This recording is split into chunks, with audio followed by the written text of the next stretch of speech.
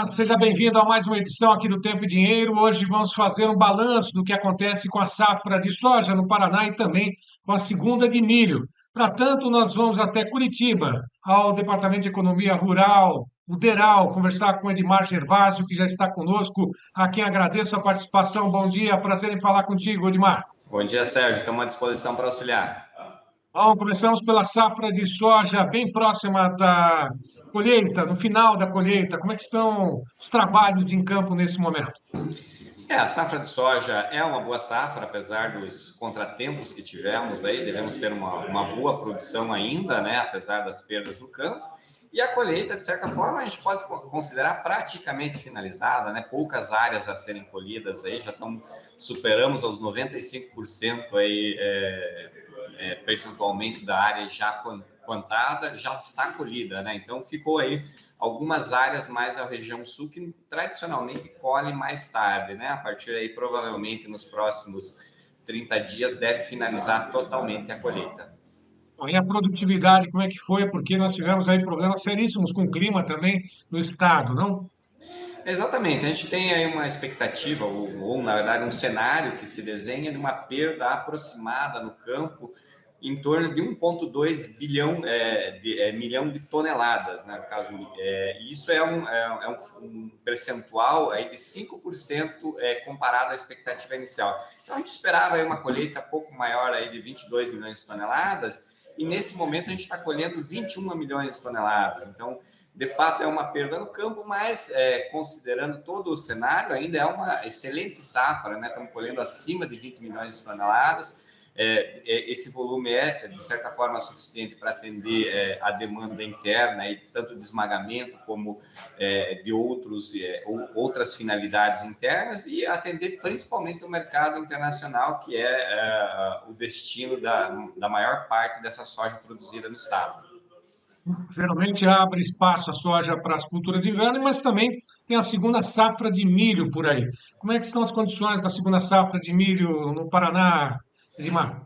A gente espera aí esperava, né, uma colheita aí próxima de 16 milhões de toneladas. Entretanto, a gente observou aí que nos últimos 20, 30 dias o clima não foi, de certa forma, favorável, né? A gente teve ondas de calor, a estiagem, né, o baixo volume de chuvas durante o mês de março, e isso impactou as lavouras que foram plantadas, né? A gente plantou aí 2,6 milhões de hectares nessa safra, e uma boa parcela dela, em torno aí de 70%, tem uma condição boa de campo, enquanto que os outros 30% apresentam alguma divergência aí que podem não atingir o potencial produtivo. Então, isso é um cenário de alerta. Apesar das chuvas que a gente teve aí nos últimos dias, ainda não é suficiente para a gente ter uma recuperação dessas lavouras, e provavelmente a gente pode ter uma produção menor do que esperado, justamente pela questão climática que está influenciando negativamente no estado do Paraná.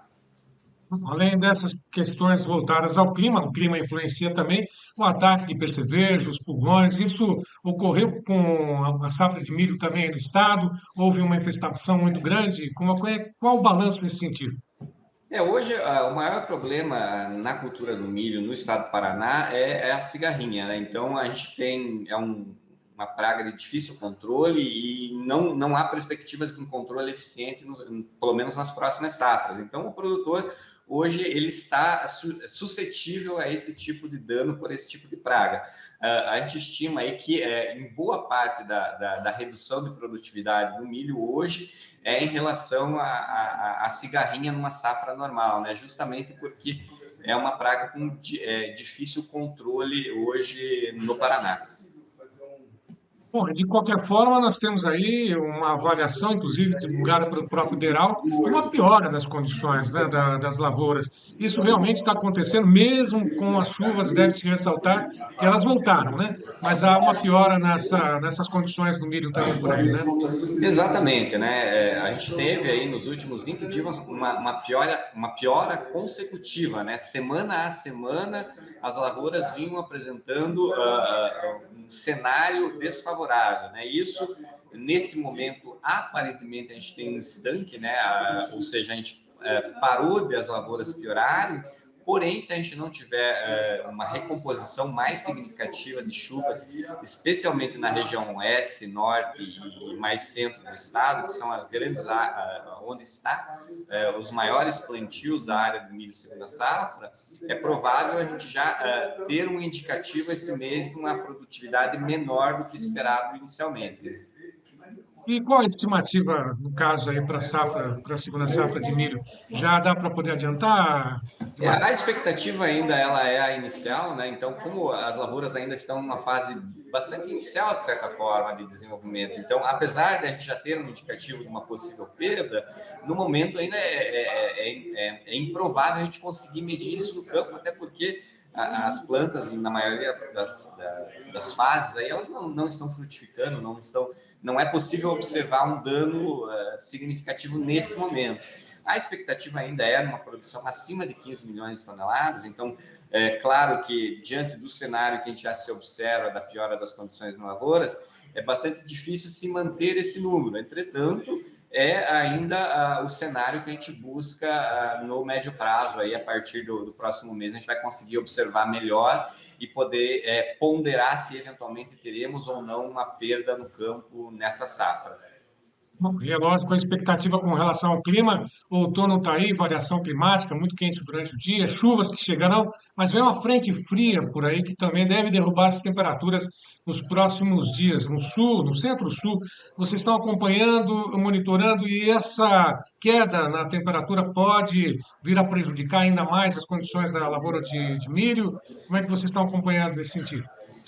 Nesse momento, as temperaturas elas não devem trazer nenhum impacto. É justamente, primeiro que a queda das temperaturas a um nível abaixo de 15 graus, ela vai acontecer muito na região sul ou, eventualmente, em períodos muito pontuais aí nas regiões oeste e norte, que normalmente tem temperaturas aí mais elevadas. Então, essa queda de temperatura estará numa região onde não há o plantio relevante de milho na segunda safra. Então, nesse momento, as temperaturas não trarão nenhum, vamos dizer assim, malefício às lavouras de milho aí, salvo em situações muito específicas e pontuais. Com relação ao clima, qual foi a região mais atingida aí, mais prejudicada, né, principalmente pela estiagem, né? Porque nós temos várias, o estado do Paraná, várias regiões, norte, sul, né, a central.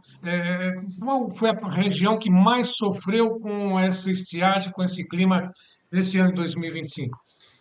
Hoje a gente pode falar para a safra de milho, talvez, que é muito uma situação muito pontual, porque a gente tem basicamente todo o estado, com exceção a região sul, que não planta milho na segunda safra, ela teve aí volumes de chuva menores do que esperado para o mês de março. Então, de certa forma, impactou geral, porém as lavouras que tendem a sofrer mais são da região oeste do estado, que elas são plantadas bastante cedo, né? Então a gente planta lá já a partir de janeiro. Então a falta de chuva em março, ela já entra num período mais crítico das lavouras e isso pode resultar em uma possível perda na região em termos de produção na safra de milho. Safra de milho, a safra de soja posta praticamente finalizada, milho, segunda safra está por aí. Culturas de inverno virão na sequência.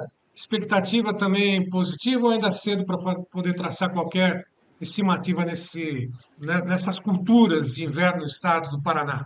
No momento, o plantio, por exemplo, da safra de trigo, ela começa já a partir desse mês e a expectativa é uma redução de área, né? Principalmente por questões aí de mercado que não estão favoráveis para o trigo, né? O preço não está tão atrativo, digamos assim, e é uma cultura que concorre, de certa forma, com o milho segunda safra, que a gente teve um incremento de área. E o milho, ele tem hoje no mercado doméstico um preço bastante interessante aí para o produtor. Bom, Edmar, finalizando contigo, algum recado para o produtor, principalmente aí do estado do Paraná, que está nos acompanhando agora? Hoje, eu acho que o principal fator é o produtor de soja, que está finalizando a colheita, mas também ele já está visualizando a próxima safra de soja, né, que a gente começa a plantar lá a partir de setembro. E se a gente visualizar o cenário hoje para a próxima safra já, ele é, de certa forma, um cenário favorável para o produtor, porque a gente tem preços domésticos interessantes, você tem uma cotação do dólar também interessante, que é favorável a esse produtor, Então, é o produtor se planejar nesse sentido aí de possivelmente até já comercializar parte dessa safra para justamente garantir uma situação de mercado atual. Fazer um planejamento estratégico para comercialização. Não é só o plantio, né? O cultivo, a colheita, mas a comercialização está aí, né? Aproveitar esses preços, cotações do mercado que estão sendo colocados nesse momento. Dimar, mais uma vez, muito obrigado pela tua participação. Um abraço a toda a equipe aí do Deral. Até mais, obrigado. Obrigado. Bom, e a todos que estiveram conosco, mais uma vez, meu muito obrigado. Vá lá, curta, comente, compartilhe todas as informações nas mídias sociais do Tempo e Dinheiro. E faça parte também do clube de assinantes do TID. Faça parte, faça uma degustação também de graça. Por que não? 7 dias, e aí você decide pela, por aderir ou não ao clube de assinantes do Tempo e Dinheiro. Mas certamente você vai fazer parte desse seleto clube de produtores mais bem informados desse nosso Brasil no clube do TD. A todos que estiveram conosco mais uma vez, meu muito obrigado e até uma próxima.